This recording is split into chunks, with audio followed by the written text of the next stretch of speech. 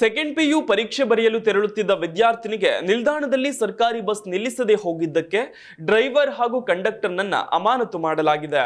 ದ್ವಿತೀಯ PUC board ಪರೀಕ್ಷೆ ಬರೆಯಲು ವಿದ್ಯಾರ್ಥಿನಿ ತೆರಳುತ್ತಿದ್ದಳು. ಇದಕ್ಕಾಗಿ ಬಸ್ ನಿಲ್ದಾಣಕ್ಕೆ ಬಂದು ಸರ್ಕಾರಿ ಬಸ್ಗಾಗಿ ಕಾಯುತ್ತಿದ್ದಳು. ಈ ವೇಳೆ ಸರ್ಕಾರಿ ಬಸ್ ಬಂದಿದೆ.